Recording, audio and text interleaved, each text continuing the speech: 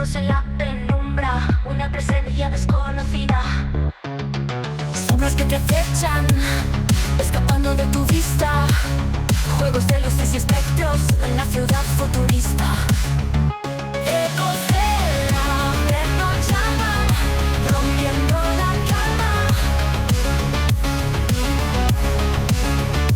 Sombras parecen gritar, desde más allá vendrán. Una voz femenina avisa de los secretos ocultos, historias que nunca cesan, misterios que vuelven enjutos. Luces de neón parpadean, líneas invisibles se trazan, se escuchan pasos y risas, se va en la amenaza. Ecos del averno llaman, rompiendo la calma. Sombras parecen gritar, desde más allá vendrán.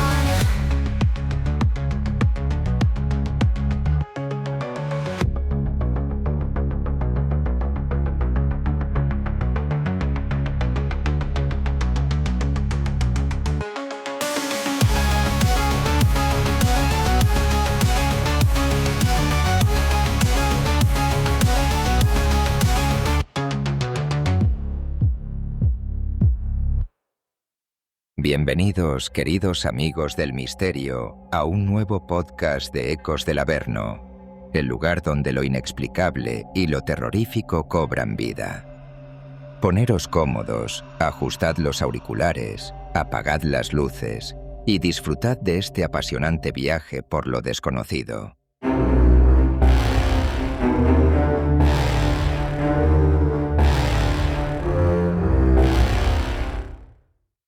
Buenas noches, queridos amigos de Ecos del Averno.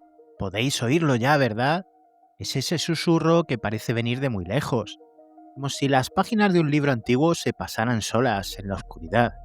Porque esta noche no solo vamos a hablar de misterio, vamos a vivirlos, a sentir el peso de lo inexplicable en vuestra propia piel. Imaginaros que estamos sentados frente a una mesa vieja con una vela parpadeante entre nosotros, mientras os cuento secretos que el tiempo ha intentado enterrar.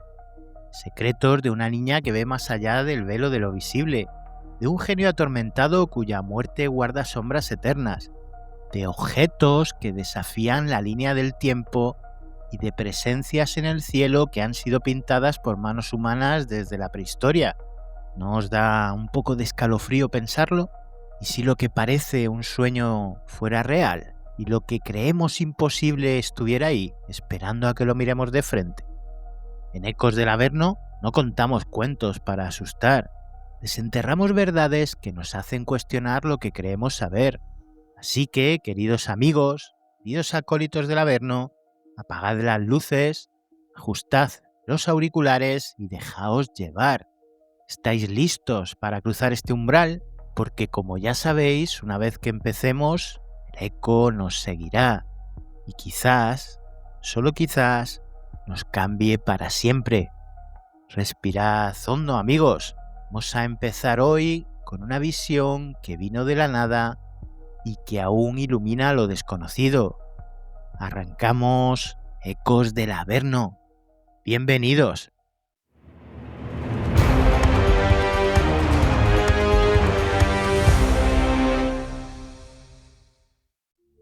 Y ahora, querido oyente, imagina que eres una niña de tan solo 4 años, sentada en la cocina de tu casa en Mount Prospect, Illinois, con un trozo de papel y un lápiz. No has visto un cuadro en tu vida, no has ido a ninguna escuela de arte y tus padres tampoco es que sean artistas, pero algo te impulsa de repente a dibujar, y no son garabatos infantiles, sino figuras detalladas. Rostros con ojos que parecen ver a través de ti, escenas que hablan de un mundo más allá del nuestro. Y no, amigos, esto no es un cuento. Esta es la vida de Akiane Kramaric, una niña prodigio cuya historia comenzó en 1994 y que ha dejado al mundo preguntándose si es que sus visiones son un don divino o son un misterio que desafía la razón humana? Akiane nació el 9 de julio de 1994 en Mount Prospect, un suburbio de Chicago. Sus padres, Foreli y Colty Kramaric, eran ateos no practicantes. Él lituano, ella era de ascendencia checa, y vivían una vida sencilla. Según el libro Akiane, Her Life, Her Art, Her Poetry, de 2006, que escribió su familia, Akiane no habló hasta los 2 años, pero a los 4 comenzó a dibujar sin parar. Su primer retrato fue de su hermano, tan detallado que sus padres, atónitos, lo enmarcaron.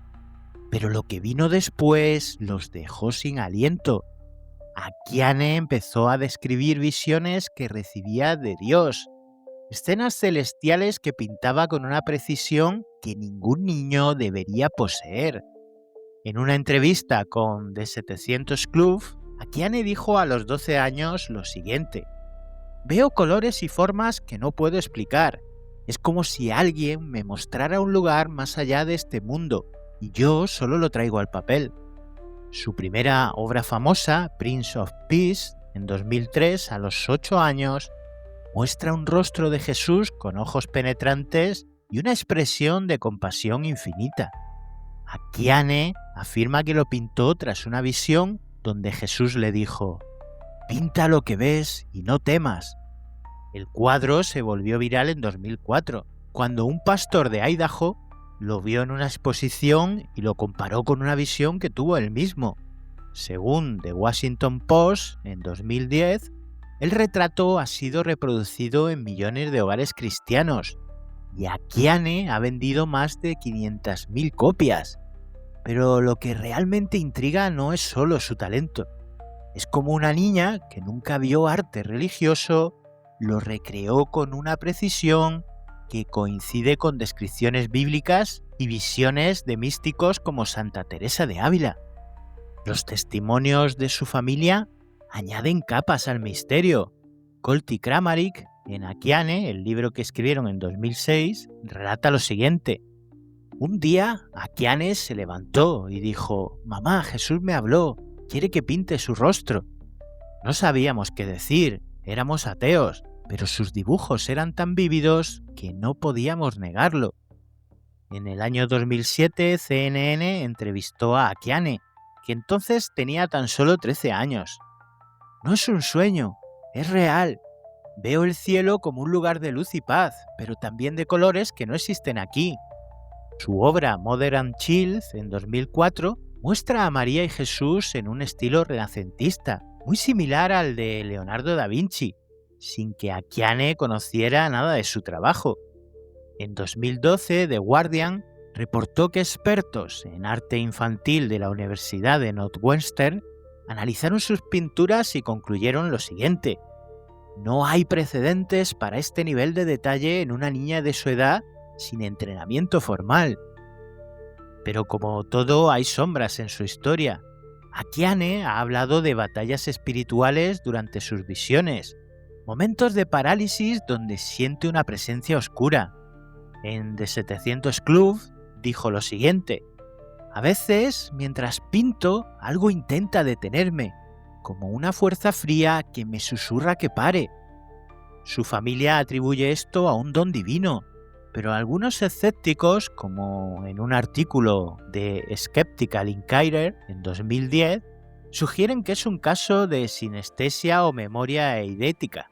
En 2020, Akiane fundó la Akiane Foundation para donar sus obras a causas benéficas, y en Forbes, en 2023, reveló lo siguiente: «Cada pincelada es una oración.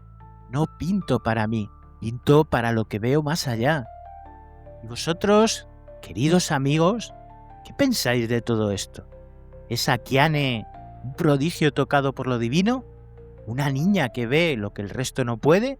¿O es un misterio que nos obliga a cuestionar el límite entre inspiración y algo más profundo? Imagina, querido amigo, que eres ella, de 4 años, con un lápiz en la mano y una luz te inunda la mente. ¿Te atreverías a dibujar lo que ves? ¿O lo dejarías en la oscuridad, temiendo lo que podría revelar? ¿Tienes alguna experiencia que contarnos? ¿Has vivido alguna situación inexplicable que quieres compartir? Envíanos un correo a testimonios@ecosdelaverno.com. Podrías ser el protagonista de nuestro próximo programa.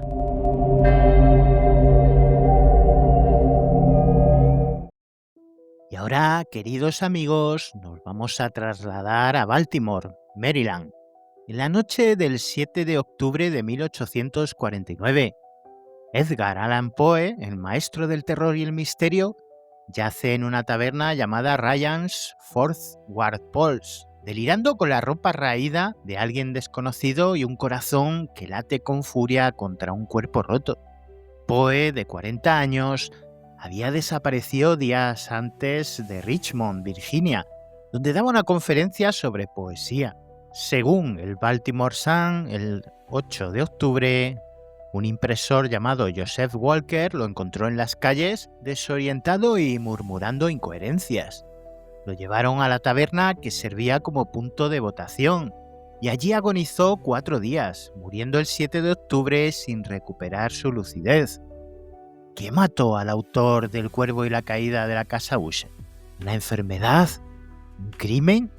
¿O quizás algo más oscuro que sus propios cuentos? Poe había dejado Richmond el 27 de septiembre para una gira de conferencias, según cartas en el Edgar Allan Poe Society. Su última misiva a su madre adoptiva, publicada en The Poe Log en 1987, hablaba de planes para casarse con su prima Virginia, muerta en 1847. Pero algo salió mal. El 3 de octubre, Walker lo vio en Baltimore, vestido con ropa que no era suya, un sombrero de copa y un traje ajeno, y además delirando. El doctor Moran, quien lo atendió, escribió en su diario: Poe repetía Lord help my poor soul y Reynolds, un nombre que nunca explicó. ¿Quién era Reynolds? Algunos especulan que era un editor o un impostor, pero no hay registros claros. La autopsia oficial, realizada por el doctor John J. Moran, concluyó congestión cerebral, pero sin disección completa, según The New York Herald en 1849. Hay muchas teorías alrededor de esto. En 1872, The Atlantic Monthly sugirió coartada. Poe fue drogado con láudano, en una elección fraudulenta, una práctica común en la época. Walsh, en su libro, argumenta que fue golpeado y abandonado, basado en los moratones en su cuerpo reportados por Moran. En 2006, Smithsonian Magazine citó a Scott Peoples. Poe tenía problemas con el alcohol, pero esa noche fue algo más, posiblemente rabia, según síntomas descritos.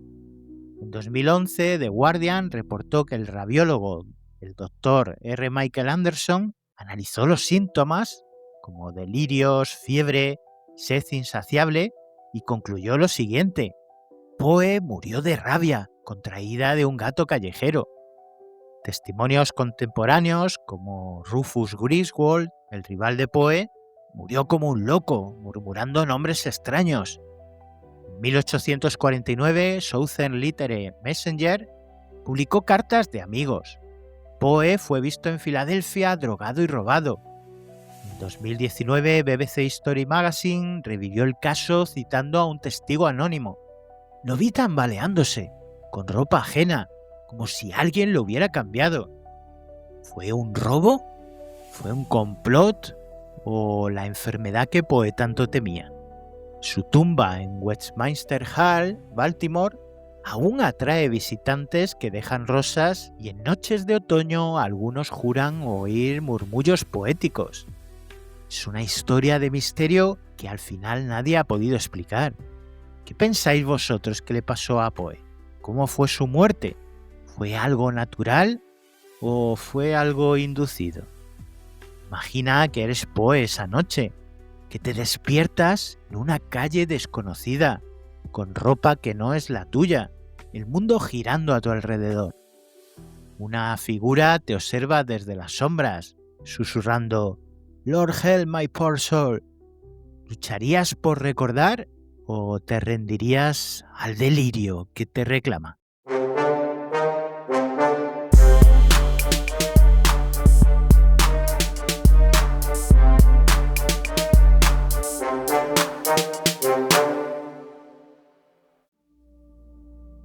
Y ahora, queridos amigos, vamos a hablar de los zooparts, objetos que rompen la línea del tiempo.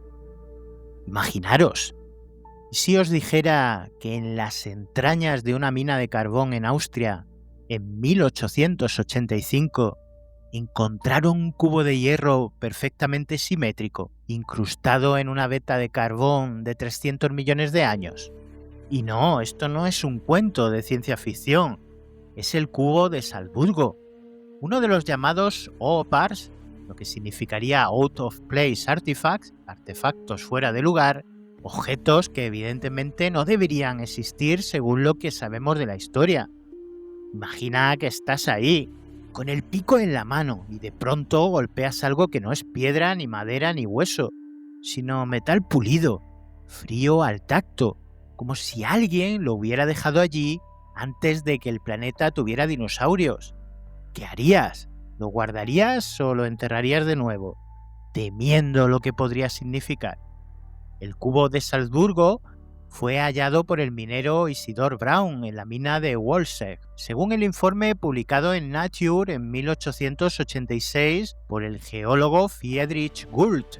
Medía 67 milímetros de lado, pesaba 785 gramos y estaba hecho de hierro con trazas de níquel, una aleación que no se fabricaba hasta el siglo XX. El carbón que lo rodeaba data del Terciario, hace 300 millones de años. En 1911, el Museo de Salzburgo lo adquirió, pero durante la Segunda Guerra Mundial desapareció. Fotos y moldes sobreviven. Y en 1973, el Instituto de Investigación de Materiales de Viena confirmó lo que se sospechaba. No es un meteorito, es artificial. ¿Pero quién lo hizo? ¿Y cómo llegó allí? Pero no es el único objeto. En 1938, en Baigón, China, arqueólogos chinos descubrieron tubos de hierro incrustados en una montaña de 150.000 años, según China Daily en 2002. Los tubos de 40 centímetros de diámetro forman un sistema de conductos que conecta 3 cuevas. Análisis del Instituto de Geología de Pekín en 2003 revelaron lo siguiente. Era hierro con un 8% de material desconocido, edad 150.000 años. Los locales hablan de restos de una base extraterrestre. En 2011, Discovery News reportó: no hay ninguna explicación convencional a este hallazgo. Y luego están las piedras de Dropa, hallada en 1938 por el arqueólogo chino Chipu Tei en las montañas Bayankara Ula, la frontera china con el Tíbet. Según el informe de Academia Sinica en 1947, que fue desclasificado posteriormente en 1962, encontró 716 discos de piedra de 30 centímetros, con surcos en espiral como un vinilo prehistórico. Cada disco tenía un agujero central y grabados microscópicos. En 1962, el profesor Sung Un-nui descifró parte. Los Dropa vinieron del cielo, sus naves se estrellaron. Los discos datan de 12.000 años atrás, según las pruebas de carbono 14. En 1974, el ingeniero austríaco Ernst Wegener fotografió 2 discos en el Museo de Banpu. Desaparecieron en 1994.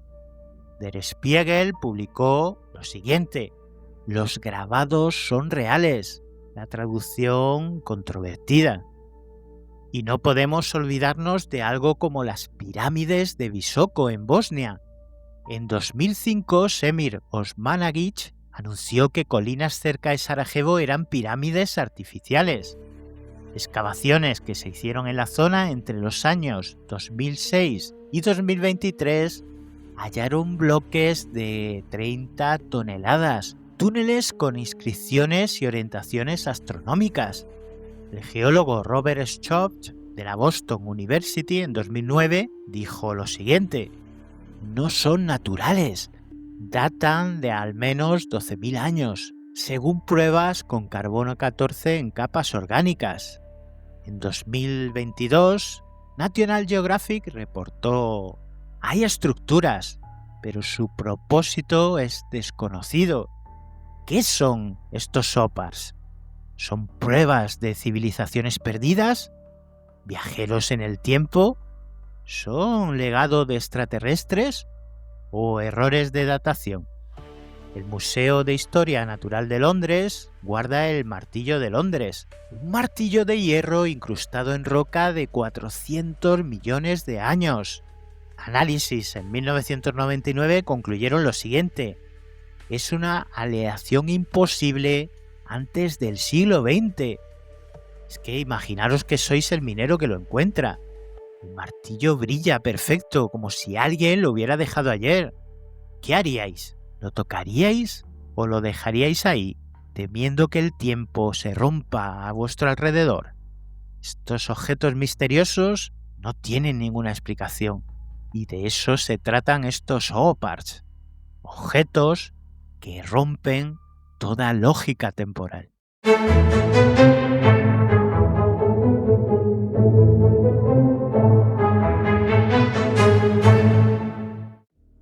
Y ahora vamos a hablar de un tema tan misterioso como sorprendente, y no es otro que ovnis en el arte, desde la prehistoria hasta el Renacimiento.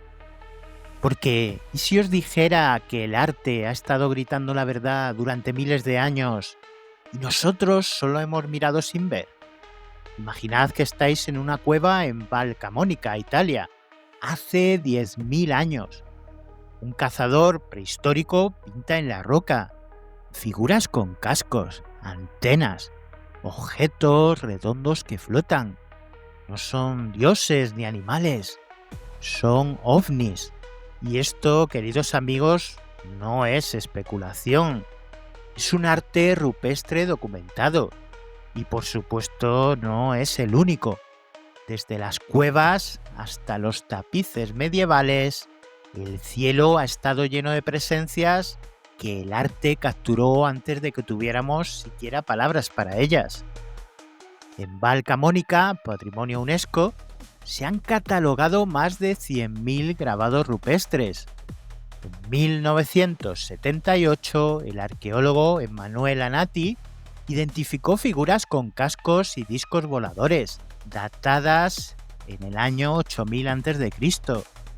En su libro Camonica Valley, escribe lo siguiente: no son cascos de guerra, son objetos que no tocan el suelo. En Pechmerle, Francia, 25.000 años antes de Cristo, hay discos flotantes sobre mamuts. National Geographic en 2019 refirió lo siguiente: no hay una explicación cultural conocida. En el arte medieval, los ovnis también son omnipresentes. El tapiz de Bayeux, en 1070, muestra la conquista normanda y un objeto en forma de cigarro sobre el castillo de Hastings, con la inscripción latina Isti Mirantur Stellam, que significa estos miran la estrella. En 1963, el historiador Jacques Vallée lo catalogó en Passport to Magonia. El libro de las maravillas de Marco Polo de 1298 describe carros de fuego en el cielo sobre China. En 1338, el pintor Giotto incluyó una esfera dorada sobre Belén en Adoración de los Magos, tras ver el cometa Halley, ¿o es que vio algo más? En Anunciación con San Emilio de 1486 de Carlo Crivelli, muestra un rayo de luz dorada desde un disco en el cielo golpeando a María. En 1975, Art News publicó: no es un símbolo, se ve claramente que es un objeto físico. También en el Bautismo de Cristo de Aer de Gelder, en 1710, aparecen 4 rayos de luz desde un disco brillante.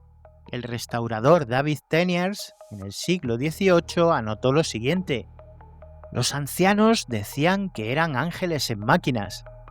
En 1561, Nuremberg vio un espectáculo celestial: cientos de esferas, cruces y tubos luchando en el cielo. El panfleto Broadside of Nuremberg, en 1561, Biblioteca de Zúrich, describe objetos rojos y negros y plateados que cayeron como sangre. También en 1566, Basilea tuvo un evento similar, documentado en grabados. En 1697, el libro de los prodigios de Conrad Licosthenes incluye dibujos de escudos voladores sobre Roma en el año 776 después de Cristo. Y si viajamos al Renacimiento, también vamos a encontrar más testimonios sobre estos misteriosos objetos. Por ejemplo, Domenico Ghirlandaio pintó en 1480 Madonna con San Giovanni. Detrás de María se puede ver un objeto ovalado brillante en el cielo y aparece un hombre con un perro mirándolo. En 2012, The Vatican Observatory lo analizó y concluyó lo siguiente: no es un símbolo, es un objeto físico en perspectiva. ¿Casualidad o el arte fue testigo de algo que la historia intentó borrar? Imaginaros que sois Giotto en 1305, pintando la capilla Scrovecchi. Miras al cielo y ves una esfera dorada flotando. Tus manos tiemblan, pero pintas. Siglos después, alguien te mira y se pregunta: ¿qué vistes realmente? ¿Y qué haríais vosotros, queridos amigos, queridos acólitos del Averno? ¿Os atreveríais a pintar lo que nadie cree? ¿O lo ocultaríais en las sombras del lienzo?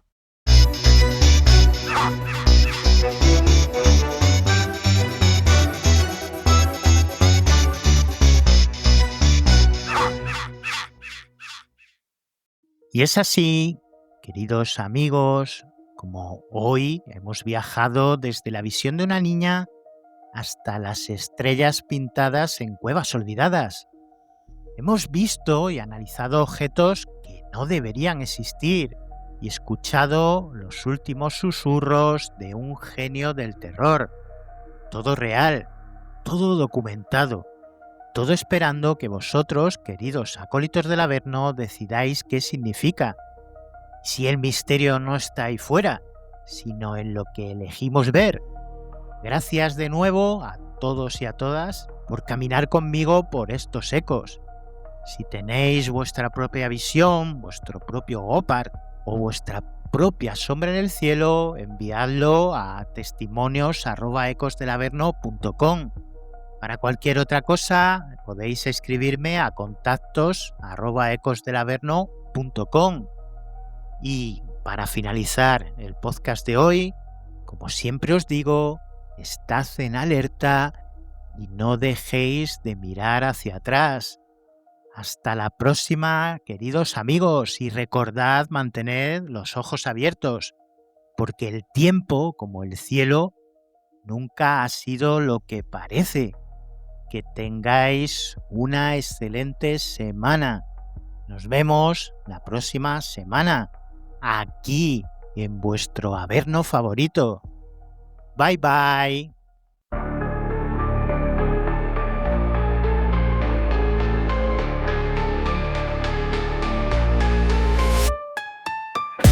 En la noche fría y oscura, donde el miedo cobra vida, susurros en la penumbra, la presencia es conocida. Sombras que te acechan, escapando de tu vista, juegos de luces y espectros en la ciudad futurista. Ecos del Averno llaman, rompiendo la calma. Sombras parecen gritar, desde el más allá vendrán.